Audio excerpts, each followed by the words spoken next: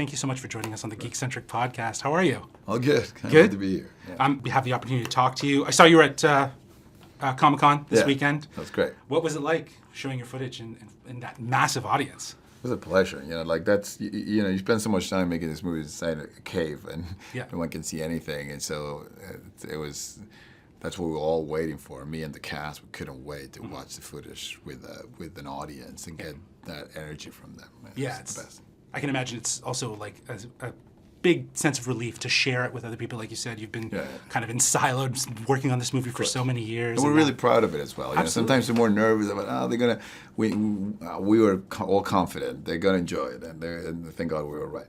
Yeah, and it seems like fans are loving what they saw.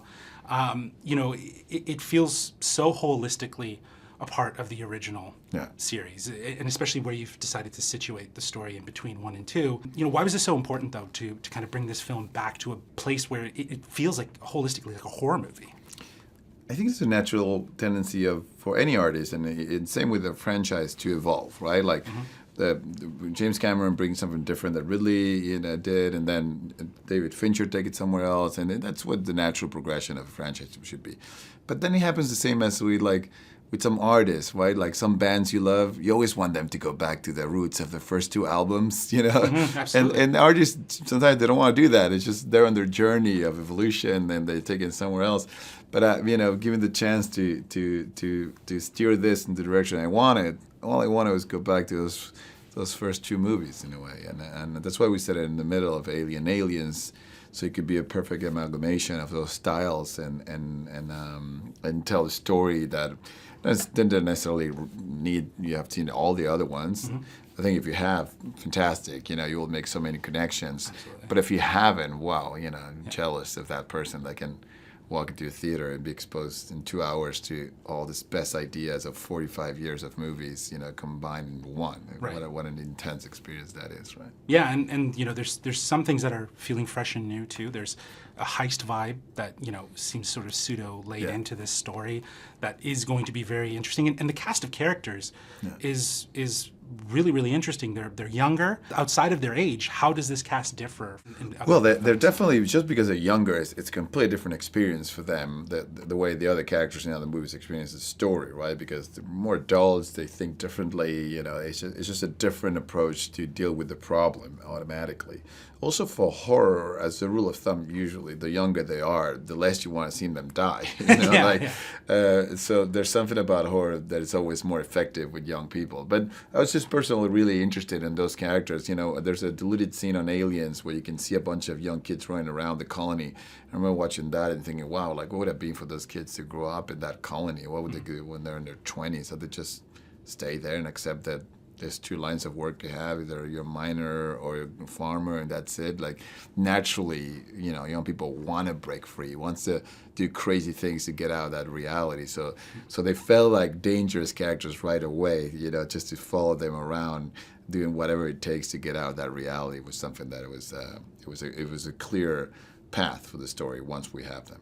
Yeah, and it seems like they have a relationship with one another, which might not necessarily be as common in past films. They're more colleagues, researchers, working together. Yeah. But there seems to be more of an emotional stake and a bit more of a heart to the cast of characters, so that we care about them as an audience member when inevitably they go. You know what I mean? That I think it's a good thing of the evolution of the genre in the last few years, that it had to be a time where there was never time to dig in a little bit on who they are. In the first few movies, you really know anything about the characters. Very basics, their names, what they do, what's their job. But then everybody wants the same thing, wants to survive the creature, and you don't get to know too much about them. Right.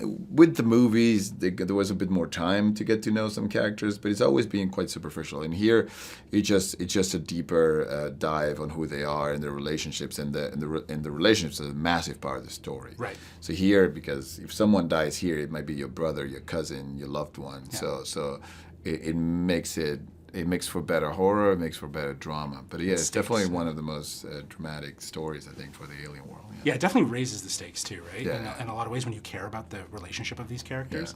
Now, you mentioned, obviously, the visual effects. There's a lot of practical effects, which, thank you. It's amazing to kind of return to that as well as returning to this world and this franchise. Yeah. I want to ask, and it might seem a little silly to ask this, but is it harder to get studios on board with practical effects versus CGI and visual effects? Like, there's a lot of ease and purpose, and obviously from what we've seen, there's a balance. There's such a beauty in the balance of practical and visual. Yeah. Is it harder to get studios on board? It is, but not because they don't believe in it. It is because they have trust that path in the past, and it has not worked. Because the hardest part is not to build the practical effects. To say let's go practical is the easy part. To really deliver is the hard part, and that requires many parts. One is to be able to have the artists behind the creations of the creatures that can do it. They can do it at that level that it becomes uncanny, that you really believe is a real living, breathing thing. Yeah. But that's half of it. The other half is to know how to shoot it. You need to have the right team. They have DP and a director that knows how to bring them alive in the camera, and that's what fails a lot of times. So that's why there's a lot of times the intention, and then at some point gets replaced in CG because it didn't work on the day, and that's why the studios a lot of times like let's not pay double for it. Let's look at the creature and then pay for the CG version. So the studio took a leap of faith with us to let us, okay, let's see if you can pull it off. And hopefully, based on the stuff you watch, you believe we did. Oh, you 100% did. That was what really connected with me. I'm a huge fan of Evil Dead, what you did with that. It reimagined the franchise. And I watched an interview where you once said, you make movies to make people feel shit. So I wanted to know, in the filmmaking process, when do you start to feel it? When do you start to feel that fear and that sort of dread? When does that start to hit for you? I don't think I feel I never making it. I feel it in the writing. The writing usually is the moment where I can really go there, and because I have to in order to work, all I can do is draw from my own ideas of what's scary, right? So that means what scares me, right? So I have to really go there. And usually it's the writing when you have those hunted moments, and you go, fuck, okay, here we go. This is what we're doing now. This is what's going to happen next. And me, my co-writer, will go, are we daring to do this? Is this what's going to happen? And we know, well, that's the tough thing. It's the harder thing can happen to the characters, then that's where we're going to go. Right. And usually it's in the writing. Then on the shooting is more through other people's eyes. You see a lot of times the characters don't know. My actors read the script, but they don't know how it's going to look like. Right. There's a creature, there's something in it. They know it will be there at the end of the hallway, but they don't know it. And usually I stop them from seeing it. I don't want them to see it until we're shooting. So I might say action, and the character will walk in down the hallway. And when you see their reaction, a lot of times it's a real reaction to see the thing moving and being alive, and that's when I can see that it's effective, when I see them, their true horror in their eyes. Right? Yeah, absolutely. I can imagine that that gives you that sense of validation of like, this is working. Yeah. This is definitely working.